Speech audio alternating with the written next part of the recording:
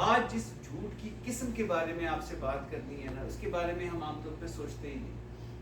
ہم ایک دوسرے سے بات کرتے ہیں، اپنے آپ کو سچے کے طور پہ پیش کرتے ہیں، سچی بات کرنے کی کوشش کرتے ہیں. ہم دکاندار ہیں، ہم ورک شاپ والے ہیں، ہم ڈاکٹر ہیں، ہم انجینئر ہیں، ہم جہاں کام کر رہے ہیں ہم کسی سے جھوٹ نہیں بولتے مثال کے طور پر. لیکن ایک جھوٹ ایسا ہے جو آج کل کے دور میں تقریباً ہر بندہ بول رہا ہوتا ہے، تقریباً ہر بندہ بول رہا ہوتا ہے، اور اس نے کبھی نہ کبھی وہ بولا ضرور ہوگا. میرے محبوب پاک صلی اللہ علیہ وآلہ وصحبہ وبارک وسلم فرماتے ہیں، اس کا مفہوم ہے کہ کسی کے جھوٹا ہونے کے لیے یہ کافی ہے، کسی کے جھوٹا ہونے کے لیے یہ کافی ہے کہ وہ سنی سنائی بات کو بغیر تحقیق کے آگے بیان کر دے. سنی سنائی بات کو بغیر تحقیق کیے آگے بیان کر دے.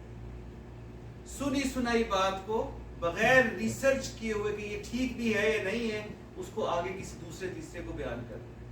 اور اس کی ایک انتہائی خطرناک صورت ہمارے ہاں پیدا ہوئی. ہم تو ایک دو بندوں کو بتائیں گے تو 2-3 بندوں تک رہے گی نا بات.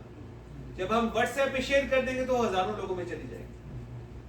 اور اگر وہ بات غلط تھی تو اس کا گناہ کس کے سر ہے؟ جس نے اس کو شروع کیا اور جس نے اس کو آگے شیئر کیا. ایک اور بڑا فتنہ ہمارے ہاں ہے شیئر ایز ریسیوڈ. ہم سمجھتے ہیں اس کا مطلب یہ ہے اردو میں کہ جیسا ہمیں ملا تھا ہم نے آگے بھجوا دیا. جیسے ہمیں ملا تھا یہ شیئر ہم نے ویسے ہی آگے. اب جس نے کہا ہے غلط کہا صحیح کہا، ہماری ذمہ داری نہیں، ہماری ذمہ داری ہے. اگر وہ میرے واٹس ایپ سے چیز آگے جاتی ہے تو وہ میری ذمہ داری ہے اور اس کی مجھ سے پوچھ ہوگی. تو شیئر ایز ریسیوڈ لکھ دینے سے معاملہ برخاست نہیں ہوتا. اس میں ہم کون کون سے جھوٹ بولتے ہیں آپ دیکھیں. سب سے پہلے ہم جھوٹ بولتے ہیں اللہ پاک پہ. کئی دفعہ میں نے دیکھا خود اپنی آنکھوں سے، قرآن پاک کی آیت کا حوالہ ہوتا ہے اور وہ قرآن پاک کی آیت ہوتی نہیں. وہ قرآن پاک کی آیت ہی نہیں ہوتی جس کے بارے میں لکھا ہوا کہ یہ اللہ قرآن میں فرماتا ہے یہ کرو. اور ہم دیکھتے ہیں یہ اتنی زبردست چیز ہے، چلو فلانے 10 کو بھیجاؤ، اس گروپ میں بھیجاؤ، اللہ ثواب دے گا. اتنی بڑی بات تو ہمیں پتہ ہی نہیں تھی پہلے. دیکھو جی وہ آگے بھجوایا، وہ تھی ہی نہیں بات اور آپ نے آگے بھجوا دی بغیر کسی تحقیق کے. سب سے بڑا جرم ہم کرتے ہیں، اللہ پاک پہ بہتان باندھتے ہیں. اللہ پاک نے جو نہیں فرمایا وہ اللہ پاک سے منسوب کر دیتے ہیں. دوسری بڑی بری چیز ہم کرتے ہیں وہ ہے حدیث مبارکہ میں خرابی. سرکار دو عالم صلی اللہ تعالی علیہ وسلم پہ جھوٹ باندھنا. حضور نے یہ نہیں فرمایا لیکن لکھا ہو حدیث مبارکہ میں آتا ہے یہ کر لو یہ کر لو یہ کر لو.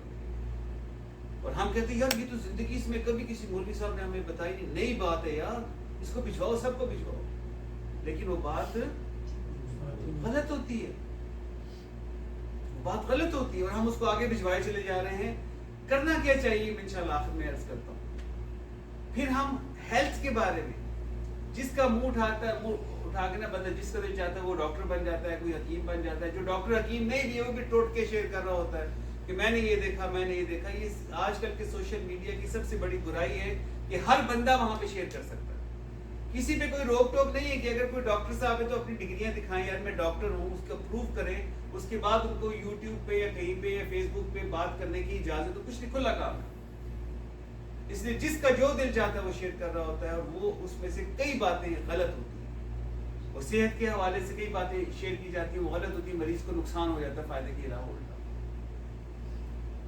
اسی طریقے سے باقی معاملات ہیں، بہت ساری چیزیں جن پہ آپ جھوٹ بولتے ہیں. کئی دفعہ ایسا ہوا پاکستان میں ادھر ادھر کسی بڑے سیلیبریٹی کے بارے میں بات ہوئی کہ وہ فوت ہو گئے. پھر فون پہ آ کے وہ یوٹیوب پہ کہتے ہیں میں فوت نہیں ہوا میں زندہ ہوں. وہ کیا ہوا تھا؟ آپ نے میسج ریسیو کیا فلانا بندہ فوت ہو گیا اور اللہ پاک خیر کرے، آگے بھجواؤ 1000 لوگوں کو، آگے بھجواؤ 2000 لوگوں کو. وہ بندہ شام کو بولتا ہے بھائی میں زندہ ہوں. اس طرح کی باتیں ہوتی کہ نہیں ہوتی؟ یہ سب کیا ہے؟ یہ جھوٹ ہے. یہ جھوٹ ہے. کرنا کیا ہے کہ اگر قرآن و سنت کی کوئی بات آپ کے ساتھ کوئی شیئر ہوئی ہے، آپ کو کوئی میسج کسی نے بھیجا ہے، تو اگر تو آپ خود اس کو کنفرم کر سکتے ہیں تو خود اس کو کنفرم کریں. پہلے نہیں کر سکتے تو کسی عالم دین سے پوچھیں کہ حضرت یہ آپ کا ڈپارٹمنٹ ہے، میں یہ مجھے ملی تھی حدیث مبارکہ فلاں کتاب کا حوالہ بھی دیا ہوا. کئی دفعہ حوالے بھی غلط ہوتے ہیں، نیچے لکھا ہوتا ہے ابو داؤد شریف، وہ ابو داؤد میں حدیث ہوتی ہی نہیں. کئی دفعہ میں نے چیز دیکھی. تو کسی عالم دین سے قرب و جوار میں، یا کوئی ذرا پڑھا لکھا آدمی ہو، اس کو پتا ہو کیسے سرچ کرنا ہے انٹرنیٹ پہ کہ یہ حدیث مبارکہ ٹھیک ہے کہ نہیں ہے، اس سے کنفرم کروا کے اس کے بعد چیز کو آگے شیئر کریں. آپ نے نیت کر لی آگے شیئر کرنے کی، انشاءاللہ اس کا فائدہ آپ کو ہو جائے گا. اس کی پریشانی نہ کریں گے جی ہمیں وقت نکل گیا ہے، میں بعد میں بھول گیا تو کیا ہوگا. آپ نے نیت کر لی ہے، اگلی نیت بھی آپ نے کی کہ میں اس کو پہلے کنفرم کروں گا پھر آگے بھجواؤں گا. اسی طریقے سے اگر کوئی آپ کو ملتا ہے کہ جی فلانا فوت ہو گیا، فلانا نے یہ کر دیا، فلانے کے ساتھ یہ ہو گیا، تو گوگل کھلا ہوا ہے، آپ اس کے اوپر کنفرم کریں. کسی اعتماد والی ویب سائٹ پہ جا کے اس کو دیکھیں کہ وہ زندہ ہے کہ نہیں ہے، اس پر فوت ہو گیا کہ واقعی ہوا، تو کنفرم کر کے اس کے بعد اس کی جو پوسٹ ہے اس کو اس کی رحمت کی دعا کے لیے آگے بھجوائیں، کچھ اور کریں. اسی طریقے سے اگر کوئی آپ کو ٹوٹکا ملتا ہے ہیلتھ کے حوالے سے، صحت کے حوالے سے، تو آپ یہ کریں کہ کسی ڈاکٹر سے. آج کل تو مسئلہ نہیں ہے نا، ہر بندے کے تعلق میں کئی ڈاکٹرز ہیں، محلے کے ہیں، ایریا کے ہیں. آپ ان سے پوچھ لیں سر اب ٹائم ہو تو کسی ٹائم پہ مجھے میسج کر کے بتا دیجیے گا کہ میں استعمال کر لوں یا نہ کروں.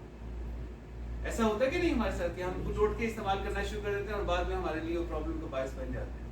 تو اس معاملے میں ایسا کرنا ہے انشاءاللہ. اور دوسری بہت امپورٹنٹ بات یہ ہے کہ تحقیق کے بغیر آگے شیئر کرنا آج سے ہم نے بند کر دینا ہے.